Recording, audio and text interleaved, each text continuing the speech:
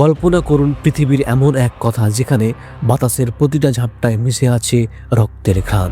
দিগন্ত জোড়া ধুধু মরুভূমি থেকে শুরু করে টাইগ্রিস, ইউফ্রেটিস কিংবা ভূমধ্যসাগরের তীরে জাঁকজমকপূর্ণ রাজপ্রাসাদ, সবই যেন এক অদৃশ্য আগ্নেয়গিরির জ্বালামুখের ওপর দাঁড়িয়ে আছে। এটি ষষ্ঠ শতাব্দীর শেষ ভাগের চিত্র। ইতিহাসবিদরা একে বলেন জাহিলিয়াত, এমন এক যুগ যখন মানবতার সূর্য সম্পূর্ণ অস্তমিত হয়েছিল এবং পৃথিবী ডুবে গিয়েছিল এক আদিম অন্ধকারে। সেদিন মক্কার ধূসর পাহাড়গুলোতে কন্যা সন্তানদের কান্নার আওয়াজ আসত, তা বালুচাপা দিয়ে স্তব্ধ করে দেওয়া হতো। কনস্ট্যান্টিনোপলের রাজপ্রাসাদে ক্ষমতার লালসায় সম্রাজ্ঞীরা বলে চলেছেন রক্তের ষড়যন্ত্র, আর পারস্যের অগ্নিউপাসক রাজারা নিজেদের ঈশ্বরের অবতার দাবি করে সাধারণ মানুষের শেষ রক্তবিন্দু শুষে নিচ্ছে। ধর্মগুলো তখন কেবল প্রাণহীন আচারে পরিণত হয়েছিল, আর নৈতিকতা পরিণত হয়েছিল এক নিষ্ঠুর কৌতুক। ঠিক এই মহালগ্নে যখন পৃথিবী তার সবচেয়ে গভীর অন্ধকারে নিমজ্জিত, তখনই আরবের বুক চিরে এক অলৌকিক নূরের ঝিলিক আসার প্রেক্ষাপট তৈরি হচ্ছিল। এই ভিডিওতে আমরা সেই জাহিলি যুগের প্রতিটি পরত উন্মোচন করব, যা কেবল আরবের মরুভূমি নয় বরং সমগ্র বিশ্বের এক প্রামাণ্য দলিলে পরিণত হবে। আশা করি ভিডিওর শেষ পর্যন্ত দেখবেন, তাহলে জাহিলিয়াত অর্থাৎ আইয়ামে জাহিলিয়াত সম্পর্কে সম্পূর্ণ ধারণা পাবেন ইনশাআল্লাহ। জাহিলিয়াত শব্দটি সাধারণ অর্থে অজ্ঞতা বোঝাতে ব্যবহৃত হলেও এর গভীরতা অনেক বেশি। আরবি জাহালা ধাতু থেকে উদ্ধৃত এই শব্দটি মূলত রুক্ষতা, বর্বরতা, অহংকার এবং আবেগপ্রসূত হঠকারিতাকে নির্দেশ করে। এটি কেবল অক্ষর জ্ঞানের অভাব ছিল না, কারণ সেই সময়ে আরব কবিদের ভাষাশৈলী ও কবিতা আজও বিশ্ব সাহিত্যের বিস্ময়, বরং এটি ছিল এক আধ্যাত্মিক ও নৈতিক অন্ধত্ব। ঐতিহাসিক ইগনাজ গোল্ডজিহার এবং তোশিহিকো ইজুৎসু এই শব্দটিকে হিমল বা সহনশীলতার বিপরীত হিসেবে ব্যাখ্যা করেছেন, অর্থাৎ জাহিলিয়াত এমন এক মানসিক অবস্থা যেখানে জ্ঞান থাকলেও মানুষ তার পশুবৃত্তির কাছে পরাজিত। জাহিলিয়াত ছিল এমন এক পদ্ধতি যেখানে মানুষ মানুষের প্রভুত্ব করত, যেমনটি সাইয়াদে কুতুব ব্যাখ্যা করেছেন। এটি কেবল একটি ঐতিহাসিক কালখণ্ড নয়, বরং এটি একটি জীবন দর্শন যা সত্যের বিপরীতে মিথ্যাকে প্রতিষ্ঠিত করে। ষষ্ঠ শতাব্দীতে যখন আরবে মুহাম্মদ সাল্লাল্লাহু আলাইহি ওয়াসাল্লামের আবির্ভাবের ক্ষণ ঘনিয়ে আসছিল, তখন আরবের সীমানার বাইরে দুটি বিশাল দানব একে অপরে ধ্বংস করতে মত্ত ছিল। একদিকে ছিল পূর্ব রোমান বা বাইজেন্টাইন সাম্রাজ্য, অন্যদিকে ছিল সাসানীয় বা পারস্য সাম্রাজ্য। এই দুই সাম্রাজ্যের দীর্ঘদিনের দ্বন্দ্বে মধ্যপ্রাচ্য ও উত্তর আফ্রিকার দেশগুলো এক রণক্ষেত্রে পরিণত হয়েছিল। সম্রাট জাস্টিনিয়ানের শাসনামলে বাইজেন্টাইন সাম্রাজ্য বাহ্যিক আড়ম্বে পূর্ণ থাকলেও এর ভেতরে নৈতিক পচন ধরেছিল। ঐতিহাসিক প্রকোপিয়াস তার আনেকডোটা বা গোপন ইতিহাস সম্রাট জাস্টিনিয়ান এবং তার স্ত্রী থিওডরকে রক্তপিপাসু রাক্ষস হিসেবে বর্ণনা করেছেন। প্রকোপিয়াসের বর্ণনা মতে জাস্টিনিয়ান রাতের বেলায় প্রাসাদের ভেতরে মস্তকহীন দানবের মতো হেঁটে বেড়াতেন, যা মূলত তার নিষ্ঠুর শাসকের রূপ ছিল। বাইজেন্টাইন সমাজে করের বোঝা ছিল অসহনীয়। নিম্নবিত্ত ও কৃতদাসরা অমানবিক করের চাপে পিষ্ট হচ্ছিল, এমনকি অনেক দারিদ্র পিতা তাদের সন্তানদের বিক্রি করে পরিশোধ করতে বাধ্য হতেন। ধর্মীয় অসহিষ্ণুতা ছিল তুঙ্গে। যারা রাজকীয় চার্চের সাথে দ্বিমত পোষণ করত তাদের ওপর চলত অবর্ণনীয় অত্যাচার। 542 খ্রিস্টাব্দে মহামারী, প্লেগ এবং বারংবার ভূমিকম্পে সাম্রাজ্যকে ভেতর থেকে দুর্বল করে ফেলেছিল। অন্যদিকে পারস্য সাম্রাজ্য ছিল আভিজাত্য ও শোষণের এক অদ্ভুত মিশ্রণ। রাজাদের মনে করা হতো দেবতার অবতার এবং তাদের রক্তকে পবিত্র মনে করা হতো। পারস্যের সমাজ 7টি কঠোর শ্রেণীতে বিভক্ত ছিল, যেখানে শ্রমিকদের সন্তান কখনোই শিক্ষিত বা অপর শ্রেণীতে ওঠার অধিকার রাখত না। সাসানীয়দের অর্থনীতি ছিল অস্থির এবং কর আদায়কারীদের মর্জির ওপর নির্ভরশীল। সম্রাট দ্বিতীয় খসরুর সময়কার বিলাসিতা ছিল সাধারণ মানুষের দারিদ্র্যের ওপর নির্মিত। জরোয়াস্ট্রীয় ধর্ম তখন পুরোহিতদের হাতের পুতুলে পরিণত হয়েছিল, যারা রাজশক্তিকে ব্যবহার করে সাধারণ মানুষকে শাসন করত। এই দুই সাম্রাজ্যের মধ্যকার অবিরাম যুদ্ধ আরব মরুভূমিকে বহির্বিশ্বের আক্রমণ থেকে এক অর্থে রক্ষা করলেও তা আরবকে দুই শক্তির হাতের পুতুলে পরিণত করেছিল। প্রাক ইসলামী আরবে কোনো কেন্দ্রীয় শাসন বা সুসংঘবদ্ধ আইন কাঠামো ছিল না। আরবের প্রতিটি গোত্র ছিল সার্বভৌম রাষ্ট্রের মতো। তাদের প্রধান চালিকা শক্তি ছিল আসাবিয়া বা অন্ধগোত্রীয় আনুগত্য। একটি গোত্র বা কাবিলা পরিচালিত হতো একজন শেখ দ্বারা।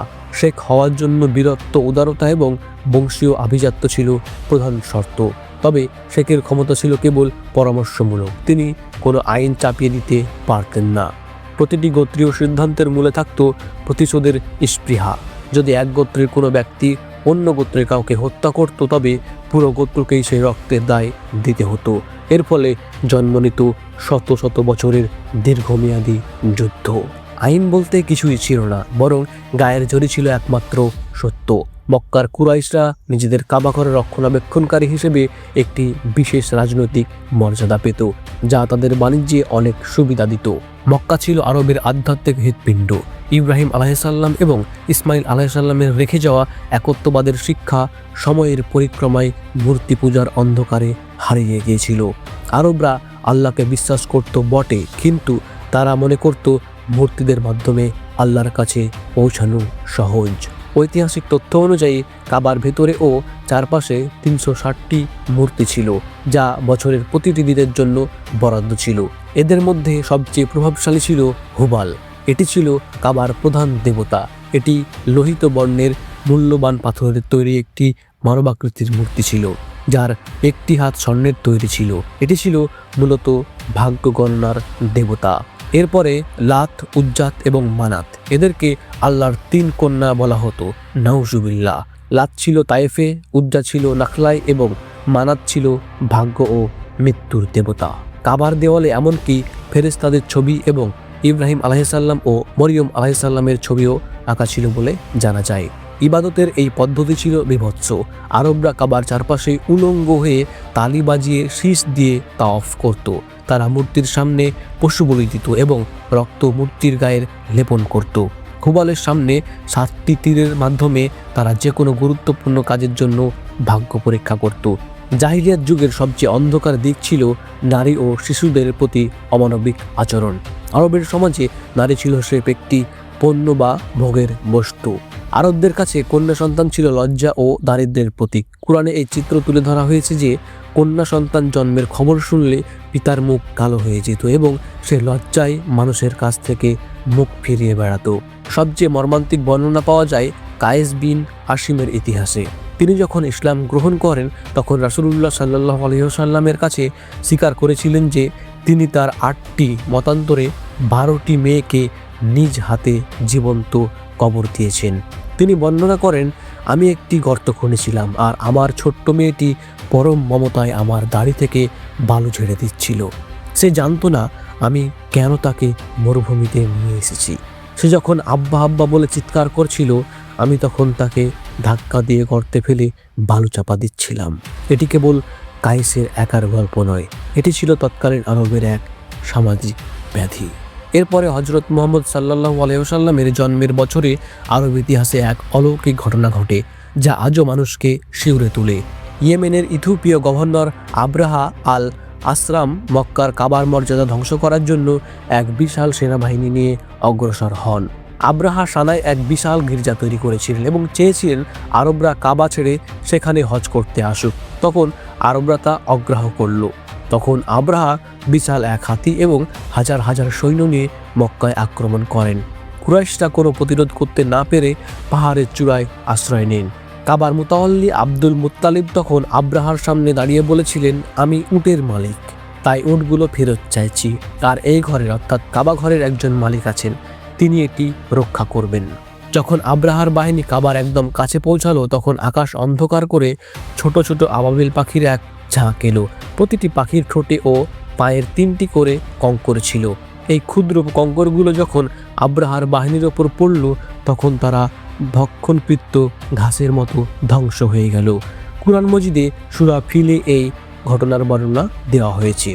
এটি ছিল জাহিলিয়াত অন্ধকার যুগের মক্কার পবিত্রতা রক্ষার এক সরাসরি ঐশী হস্তক্ষেপ, যা নির্দেশ করেছিল যে মহানবী হযরত মুহাম্মদ সাল্লাল্লাহু আলাইহি ওয়াসাল্লামের আগমনের সময় হয়ে গেছে।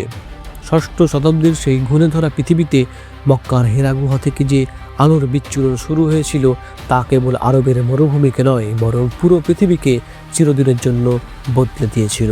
জাহিলিয়াতের সেই অন্ধকার যুগের পুঙ্খানুপুঙ্খ বিবরণ আমাদের শেখায় যে ঐশী আলো ছাড়া মানব সভ্যতা কেবল এক বর্বর অন্ধকারের নাম। সকলে ভালো থাকবেন এবং আমাদের পরবর্তী এপিসোড দেখার আমন্ত্রণ রইল। আসসালামু আলাইকুম, আল্লাহ হাফেজ।